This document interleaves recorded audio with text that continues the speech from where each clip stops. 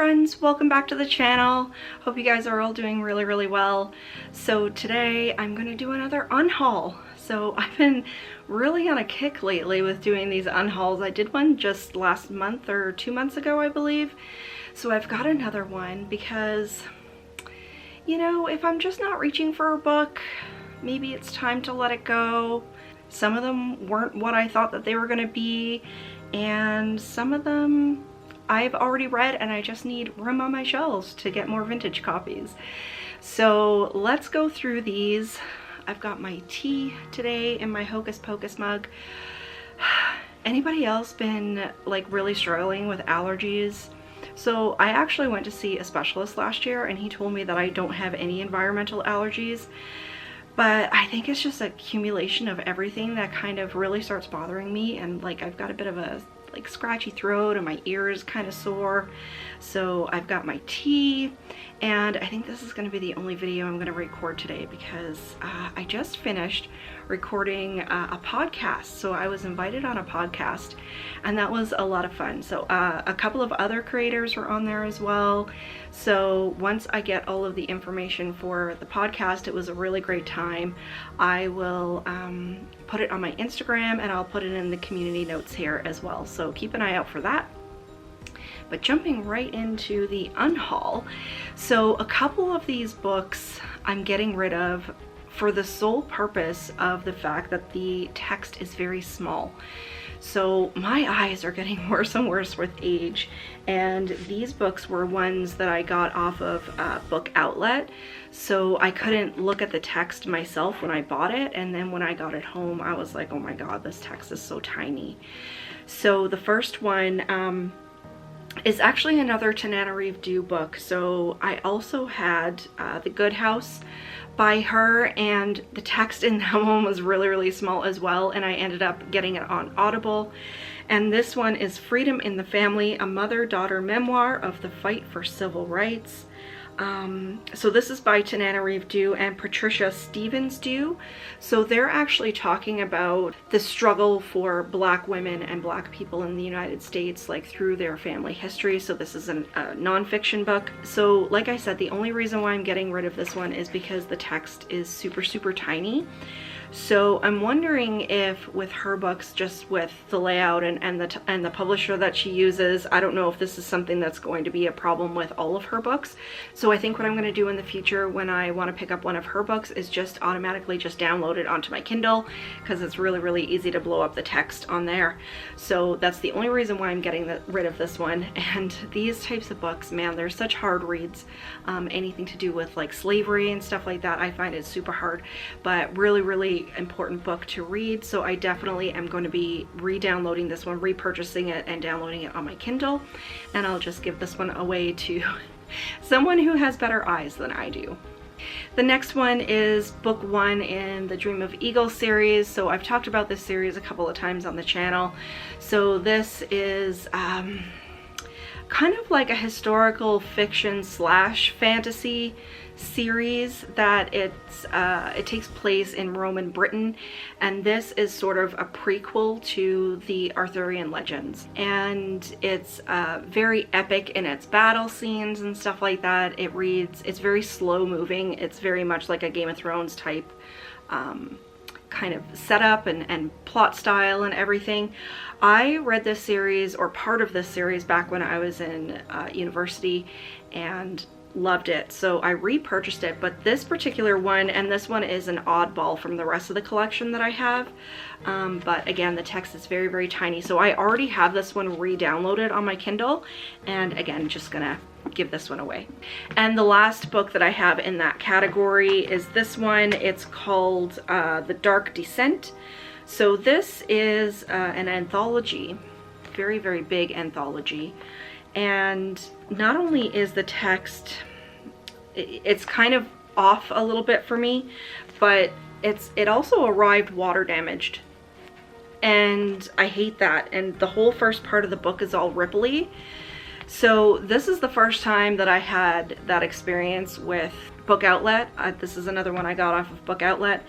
So because of those two reasons, I'm going to let this one go. And then the next little stack of books that I have here are an author that I've decided is probably not for me. So there's only 2 books in this category, but the books are huge. So the first one is The Secret of Crickley Hall by James Herbert. And again, got this one off of Book Outlet, but it was in fine condition and the text is fine. But I started reading this one a couple of months ago. I didn't even put it in my DNF pile because I didn't get very far into it, so I didn't even want to talk about it at the time. But I don't think James Herbert's writing style is for me. I've talked about before how I hate when someone has a lot of fluff and a lot of flowery writing where it takes them 2 pages to describe a mailbox. And I can understand now why his books are so big. It's because they're very, very description heavy. And it's a shame because this is the type of paranormal horror that I think I would really enjoy. But just with the amount of time that it takes him to get to his point, it makes me incredibly frustrated. So we have The Secret of Crickley Hall, and then we have Ash, which is book 2 in this series. I also had book 1, but I already gave it away. So again, this book is monstrous. It's huge. And so I really don't think his writing style is for me. Like I said, it's a real shame because he definitely writes the type of haunting sort of paranormal horror that I enjoy. But I think I would just be really, really frustrated with the fact that he's not getting to his point very quickly. So gonna let these ones go. So my next pile is vintage books, and I won't go through all of them, but in this case, these were books that, because I ordered a lot of books, I had to buy duplicates in order to get the full collection that the seller was selling, or in this case, it was something a little bit different. So I am gonna post those vintage books for sale in my community, but I am going to also use them if anybody wants to do a trade. So if there's any other collectors watching this video and you guys are up for a trade, let me know. But with these 2 specifically, so we've got R.L. Stine, this is The Wrong Number, Fear Street book. I got it off of Book Outlet. So this is not a vintage copy, it's a reprint. So this is a recent reprint that came out. And of course, when I got the vintage copy, this one I got kind of before I started collecting the vintage books. I've had it for quite some time. And so because I want the original vintage copies, I'm just letting this one go. So that's great for anyone who doesn't really care if it's a reprint or a vintage copy. They just, you know, want a Fear Street book. And the other one, so this is the Fear Street Saga, The Secret, number 2. So this is kind of a weird book. It's a very weird binding. So this is a regular sized paperback, like 80s, 90s paperback. And so you can see the size difference between the 2. So, and it's thin, has a huge mark on the top there. I think maybe it was used in a library or something, but it's almost like it was photocopied and then put, like, it's the margins are kind of weird, and it's almost like it was photocopied and rebound almost. So again, I already have a vintage copy of this book, and so this would be great for someone who, like I said before, doesn't really care about vintage or new or what kind of edition it is. They just want to collect Fear Street. So I'm gonna let this one go. And then next up, I have a couple of books that I've recently finished reading. So the first one is the Amityville Horror. So this is a new edition. This came out in, I think, like, I don't know, 2006 or something. I got this off of Book Outlet, so I am hoping to find, so this was a great reading copy.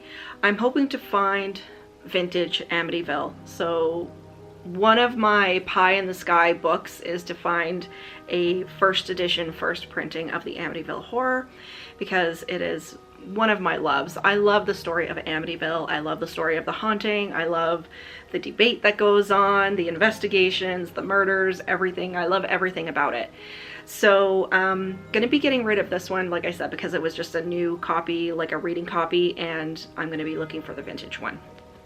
And then the next couple were recent reads that I had that I absolutely loved. But of course, you know, I'm probably not going to reread these, and I want the space on my shelves for vintage books for my collections. So the first one is The Merciless. And of course, this has a beautiful cover with the pink and everything. And then on the back, it has the Forgive Us, Father, for we have sinned. in there.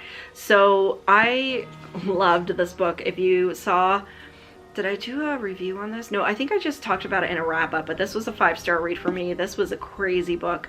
So I know a lot of people put comments on that video that they haven't picked it up yet, but now they're going to. So if you haven't read The Merciless yet and you've been wanting to pick it up, I highly suggest doing so. It was a lot of fun. And then the other one, this one was a lot of fun too. This is the first book in the Babysitter's Coven. And so I think I am going to read the subsequent books. This was a lot of fun. It was hilarious. It was fun. It was fast-paced. I really enjoyed the story and the world building and the whole thing. And this is a beautiful book too. It has this gorgeous stamped pentacle, or pentagram, I guess this would be, because there's no circle, and it's just gorgeous. And it's in this, you know, like this pink and purple, and just even on the spine, so the naked book is absolutely beautiful. So again, just getting rid of this one because I want the space on the shelves, but this was a fantastic book. So if you've read the rest of the Babysitter's Coven series, let me know how it was. Sometimes, you know, the first book is great, but the subsequent ones aren't so much. But I really enjoyed this, and I recommend if you are into kind of nostalgia, Babysitter's Club, witches and fantasy, kind of verging on horror thriller, I would suggest picking this one up as well. So the next pile that I have is actually a book series, and I got these ones off of Book Outlet as well. That's why it's so easy for me, I think, to let go of these books, because, you know, on Book Outlet you get them for dirt cheap. So let me ask you a question. If you receive a gift from someone, or you have someone in your life that suggested a book to you or liked the same books, or you had kind of a relationship surrounding the books and that person, and then that person is no longer a part of your life, do you kind of find that there's energies then attached to those books?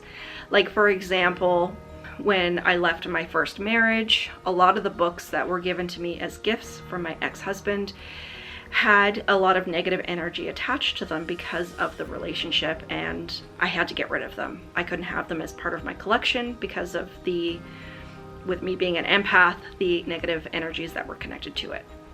So in this case, this person suggested these books. We had a conversation about them, and that person is no longer a friend. They're no longer part of my life. So I find when I look at these books, I think of them, and, you know, I don't think I'll be picking them up, because whenever I think of these stories, I think of that person. So this is the Land of Stories series. This is, I believe, a middle grade fantasy series. I don't have all of the books in this, and I haven't read any of them. And when I look at them on the shelves, not only do I think just of that person, I don't think it's something I'm going to reach for anytime soon, if at all. So I'm going to let them go. Again, like I said, I got them for dirt cheap on Book Outlet. So this is one of the books. It's Worlds Collide. And then there's this one that's called A Tale of Magic. And then I have, this one is a soft cover book. So this is A Grim Warning. And then I believe these are companion books. So this is The Book Hugger's Guide and The Land of Stories, The Mother Goose Diaries. So there's 1, 2, 3, 4, 5 in this series kind of that I have so far. But like I said, every time I look at them, I think of that person, and then it brings back negative memories. So I think I want to let those go. I was kind of on the fence for a little while. Like, sometimes I'll just look through the collection and see if there's anything that's not appealing to me anymore. Yeah, I don't think I'll ever reach for them, so took these ones off the fantasy shelf. So we'll put these over here. And then these ones, I'm still on the fence about. I'm gonna put them back up on the shelf, but I'm not really sure. So the reason why I'm thinking of getting rid of these is because, so this is Bright We Burn and Now I Rise by Kirsten White. And again, here, these are part of a fantasy series. So the reason why I'm thinking about just letting these go, even though I haven't read them, is because I read Slayer last year by Kirsten White. And was it last year? Last year or the year before? And I really didn't like it. I didn't like her writing style. I didn't like how she portrayed her characters or wrote her characters. So much so that I actually didn't even bother to read the second book in the Slayer series, her Slayer series. So I'm not really sure if I even want to attempt these because I'm not really into like her. It's just not for me. She's, as an author, she just hasn't been for me. But again, like, I also don't want to judge her by one book. So I'm not really sure. I'm going to put these back on the shelf. I'm going to give it another think. When I do my next unhaul, these might be part of it. I'm not really sure. Let me know if you've read either one of these books, or I guess, you know, the entire series. And let me know what you thought. You know, should I give her another chance? She is very much just your typical fantasy YA type writer. And we all know that I have a problem with YA fantasy. So like I said, I'm gonna put that back on the shelf. We'll see how it goes over the next couple of months. You might see it in my next unhaul. But for now, that's everything that I have. So super quick video. I think this is quick. I mean, I've been recording for 20 minutes, but so I'm gonna unhaul all of these. Looking forward to having more space on even more of my shelves so I can fill them up with vintage collections. So I hope you guys enjoyed the video. If you did, please make sure to give me a thumbs up. Leave me a question or a comment down below because you know I love chatting with you guys. But until next time, stay spooky, everybody. Bye.